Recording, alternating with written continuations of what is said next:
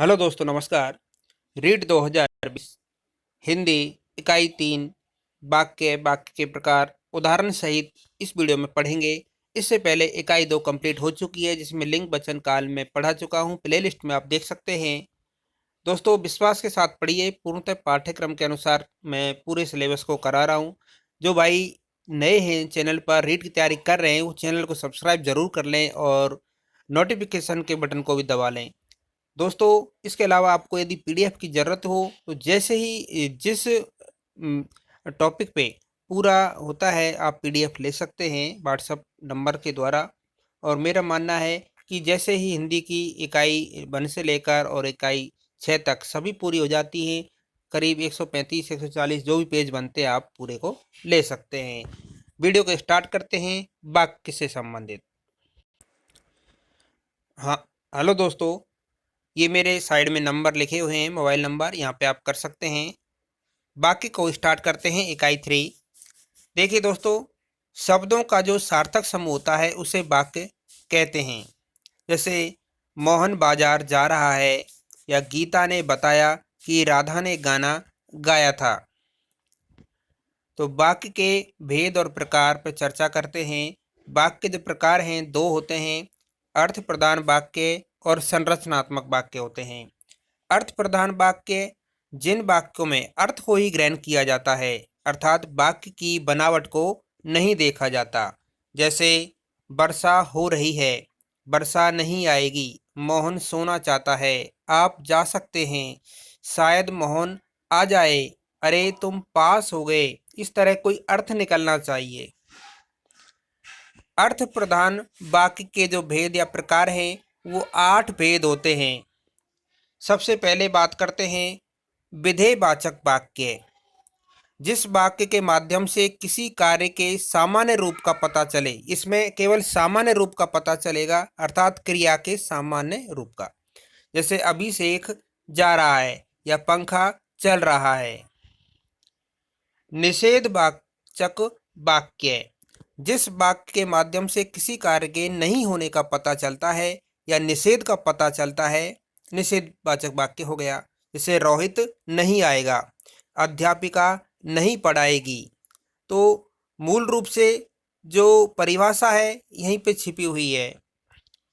इच्छावाचक वाक्य जिस वाक्य के माध्यम से कर्ता की इच्छा का पता चलता है। जैसे अभिषेक पढ़ना चाहता है, यानी अभिषेक करना क्या चाह रहा है भाई, पढ़ना चाह रहा है। यमिका गाना चाहती है। संदेहवाचक वाक्य जिस वाक्य के माध्यम से किसी कार्य के होने में संदेह का पता चलता है। जैसे देखें, संभवतः रमेश आ गया होगा, तो एक संदेह बना हुआ है कि आया कि नहीं आया। शायद बच्चे खेल रहे होंगे। तो यहाँ पे आपको एक चीज़ ध्यान रखनी है, उदाहरण आते हैं और पूछा जाता है, तो सबसे मेन बात है उदाहरण हमको एक अच्छी तरह क्लियर होने चाहिए। विस्मयादिबोधक वाक्य जिस वाक्य के माध्यम से विस्मय अर्थात आश्चर्य का पता लगता है। जैसे अरे इतनी लंबी लड़की, और बीच में आप देख रहे हो कि अरे के बाद और इतनी के बीच में एक ही चिन्ह लग रहा है विस्मय वाला। अरे तुम पास हो गए। प्रश्नवाचक वाक्य जिस वाक्य के माध्यम से प्रश्न किए जाने का बोध होता है। जैसे रणवीर कहाँ जा रहा है। यहाँ पर मैं भूल गया था, प्रश्नवाचक चिन्ह नहीं लगाया लास्ट में। यमिका कब आएगी, यानी जो कहाँ और कब जो शब्द लगाए गए हैं ये प्रश्नवाचक वाक्य के रूप में प्रयोग किए गए हैं। आज्ञावाचक वाक्य जिस वाक्य के माध्यम से अनुमति दिए जाने या लेने का पता चलता है। जैसे यमिका तुम गाना गाओ, आप यहाँ से चले जाओ, अर्थात एक आज्ञा के रूप में पता चलता है। संकेतवाचक वाक्य जो कि लास्ट है, 8 प्रकार हैं। जिस वाक्य के माध्यम से किसी कार्य के होने का संकेत पता चलता है। मुख्य बात इसमें क्या है कि संकेतवाचक जो वाक्य है इसमें एक कार्य दूसरे कार्य पर निर्भर होता है। जैसे वर्षा होती तो फसल अच्छी होती। इसी प्रकार यमिका पढ़ती तो पास हो जाती, यानी एक कार्य क्या हो गया, दूसरे कार्य पे निर्भर हुआ है। तो ये तो थी अर्थ प्रधान वाक्य प्रकार, जो कि 8 प्रकार थे, ये ध्यान रखना है आपको एग्जाम्पलों के तहत। अब बात करते हैं दूसरा प्रकार जो वाक्य का था, संरचनात्मक वाक्य। जिन वाक्यों को उनकी बनावट के आधार पर देखा जाता है, उदाहरण देखते हैं। पंखा चल रहा है, यहाँ पर पंखा उद्देश्य है, चल रहा विधेय है। इस पे हम डीपली चर्चा करेंगे। मोहन ने कहा कि रोहन स्कूल गया है, तो आप की शब्द पर देख रहे हैं योजक शब्द लगा हुआ है, क्योंकि मोहन ने कहा और रोहन स्कूल गया है, ये उपवाक्य हैं, इन पे चर्चा आगे करने वाले हैं। यमिका आई और गाने लग गई, यहाँ भी योजक शब्द बीच में लगा हुआ है, और यमिका आई और गाने लग गई उपवाक्य हैं। संरचनात्मक वाक्य के प्रकार, दो प्रकार होते हैं, साधारण वाक्य और जटिल वाक्य। सबसे पहले बात करें साधारण वाक्य। जिस वाक्य की क्रिया क्या होगी, साधारण होगी। साधारण वाक्य में एक उद्देश्य होता है और एक विधेय होता है। अब यहाँ चर्चा करते हैं हम उद्देश्य और विधेय की। इस पे सवाल पूछे जाते हैं। उद्देश्य, जिसके बारे में कुछ कहा गया हो, अर्थात कर्ता को उद्देश्य माना जाता है, यानी जो कर्ता होगा वही क्या होगा, उद्देश्य होगा। जैसे एग्जाम्पल, यमिका पढ़ रही है, तो इसमें यमिका उद्देश्य हो गया। विधेय, उद्देश्य के बारे में जो कुछ कहा गया है उसे विधेय कहा जाता है, अर्थात क्रिया को विधेय कहा जाता है। जैसे यमिका पढ़ रही है, तो यहाँ पर पढ़ रही है शब्द विधेय हो गया। जटिल वाक्य, जिस वाक्य की संरचना जटिल होती है, जटिल वाक्य किसी योजक शब्द के द्वारा जुड़ा रहता है। जैसे यमिका आई और पढ़ाने लग गई, तो यहाँ पर ये दोनों उपवाक्य हुए, यमिका आई और पढ़ाने लग गई, बीच में योजक शब्द है, तो ये जटिल वाक्य के अंतर्गत आ गया। यह वही स्थान है जहाँ पहले मंदिर बना था, सेम पोजीशन वही है। अब बात करते हैं जटिल वाक्य के प्रकार। देखिए, जटिल वाक्य जो प्रकार है, दो प्रकार के होते हैं, संयुक्त वाक्य और मिश्रित वाक्य। यहाँ पर देखते हैं सबसे पहले संयुक्त वाक्य। जिस वाक्य में, यहाँ ढंग से समझना, जिस वाक्य में दो उपवाक्य हों और दोनों ही उपवाक्य स्वतंत्र हों, अर्थात आश्रित नहीं रहेगा, यहाँ दोनों ही उपवाक्य स्वतंत्र होंगे। दोनों स्वतंत्र उपवाक्य किसी योजक शब्द के द्वारा जुड़े रहते हैं, उसे संयुक्त वाक्य कहा जाता है। योजक शब्द कौन कौन से होंगे, जैसे और, एवं, तथा, अथवा, या, किंतु, परंतु, अगर, मगर, लेकिन, इसलिए, पर, अतः, वस्तुतः। उदाहरण देखते हैं। यमिका अलवर पहुंची और वहां लड़ाई करने लग गई, तो यहाँ पर आप देख सकते हैं जो और है ये योजक शब्द है, जबकि यमिका अलवर पहुंची और जबकि वहां लड़ाई करने लग गई, दोनों स्वतंत्र उपवाक्य हैं, यानी पहुंचना और लड़ाई करना।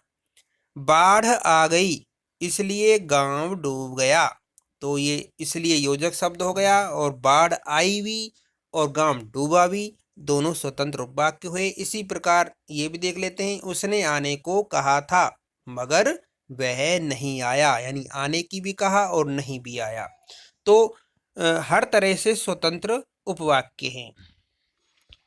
अब बात करते हैं मिश्र वाक्य। मिश्र वाक्य में थोड़ा सा डिफरेंट है।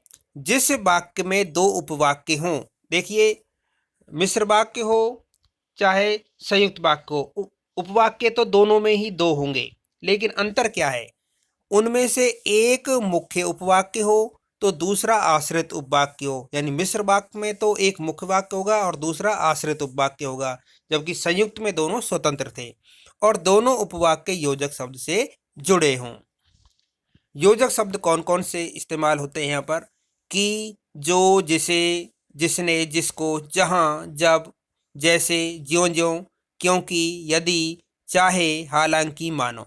उदाहरण देखते हैं। यमिका ने बताया कि नटवर स्कूल नहीं जाएगा। तो यहाँ पर की योजक शब्द हुआ। और मुख्य जो उपवाक्य है यमिका ने बताया, यानी बताने वाला कौन है। और आश्रित उपवाक्य हो गया नटवर स्कूल नहीं जाएगा। इसी तरह और उदाहरण देखते हैं। जहां मैं रहता हूं वहां नीम का पेड़ है। तो जहां क्या हो गया, योजक शब्द हो गया। मैं रहता हूं आश्रित बात है, वहां नीम का पेड़ है मुख्य उपवाक्य। आश्रित उपवाक्य भेद देखते हैं। देखिए, तीन भेद होते हैं: संज्ञा आश्रित उपवाक्य, विशेषण आश्रित उपवाक्य, क्रिया विशेषण आश्रित उपवाक्य। बात करते हैं संज्ञा आश्रित उपवाक्य की। यहाँ पर जो आश्रित उपवाक्य संज्ञा के रूप में कार्य करता है, अर्थात मुख्य उपवाक्य की संज्ञा के लिए काम करता है। जैसे मेन चीज क्या है, संज्ञा आश्रित उपवाक्य की जो शुरुआत होगी वो की योजक शब्द से होती है। जैसे यमिका ने कहा कि कल अवकाश रहेगा। तो यहाँ पर यमिका ने कहा मुख्य उपवाक्य, जबकि कल अवकाश रहेगा संज्ञा आश्रित उपवाक्य हुआ, की योजक शब्द लगा। पहचान आपको इससे करनी है कि योजक शब्द कौन सा लग रहा है। यहाँ पर आश्रित उपवाक्य में अर्जुन ने बताया कि दवा खत्म हो गई। विशेषण आश्रित उपवाक्य देखते हैं। जो आश्रित उपवाक्य विशेषण के रूप में कार्य करता है, यानी विशेषण आश्रित उपवाक्य की जो शुरुआत होगी जिस तरह संज्ञा की होती है की से, यहाँ पर होगी जो, जिसे, जिसने, जिसको। जो, जिसे, जिसने, जिसको योजक शब्दों से होती है। जैसे वह पास हो जाएगा, जो मेहनत करता रहता है। उससे तुम क्या बात करोगे, जिसको तुम जानते भी नहीं। क्रिया विशेषण आश्रित उपवाक्य। जो आश्रित उपवाक्य क्रिया विशेषण के रूप में कार्य करता है, इसकी जो शुरुआत होगी, जो पहचान है, जहां, जब, जैसे, ज्यों ज्यों, क्योंकि, इसलिए, यदि, यद्यपि, चाहे, हालांकि, जिससे योजक शब्दों से होती है। ये पहचान के लक्षण हैं। उदाहरण, वह खाना नहीं खाएगा क्योंकि उसने उपवास रखा है। तो मुख्य जो उपवाक्य खाना नहीं खाना है, और क्रिया विशेषण आश्रित उपवाक्य उपवास रखना। माताजी बच्चों को टहलाती रही जिससे वे रोए नहीं। तो जिससे आ गया दूसरे वाले वाक्य में, और यहाँ पर क्योंकि, तो योजक शब्द ये क्रिया विशेषण हो गए। अब बात करते हैं क्रिया विशेषण जो आश्रित उपवाक्य हैं, ये 8 प्रकार के होते हैं। सबसे जो पहला है स्थानवाची क्रिया विशेषण आश्रित उपवाक्य है, यानी जो आश्रित उपवाक्य स्थान के बारे में बतलाए।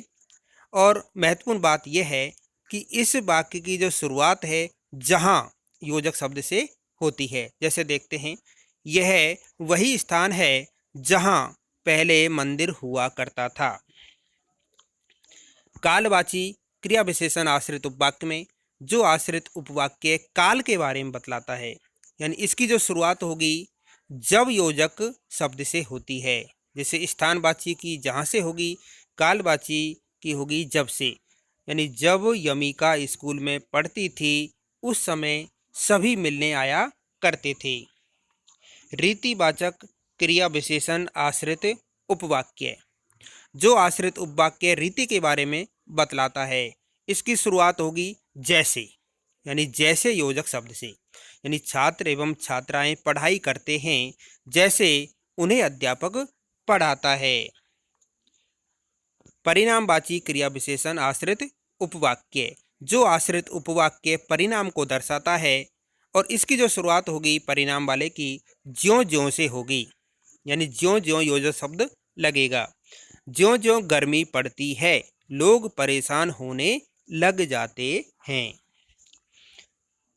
कारणवाची कहें या करणवाची क्रिया विशेषण आश्रित उपवाक्य कहें, जो आश्रित उपवाक्य कारण को दर्शाता है, इसकी जो शुरुआत होगी क्योंकि या इसलिए योजक शब्द से होती है। जैसे उदाहरण देखें, वह खाना नहीं खाएगा क्योंकि उसने रोजा रखा है।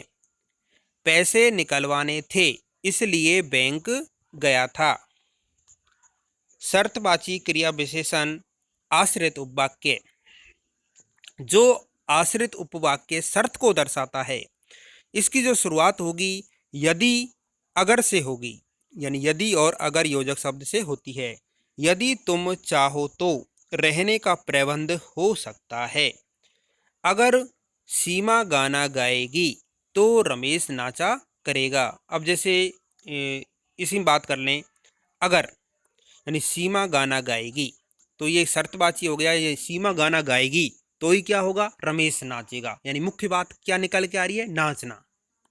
और शर्त क्या लग रही है, सीमा का गाना गाना। तो ये थोड़ा सा ध्यान रखना है। प्रयोजनवर्ती क्रिया विशेषण आश्रित उपवाक्य, जो आश्रित उपवाक्य प्रयोजन को दर्शाता है, इसकी जो शुरुआत होगी जिससे योजक शब्द से होती है।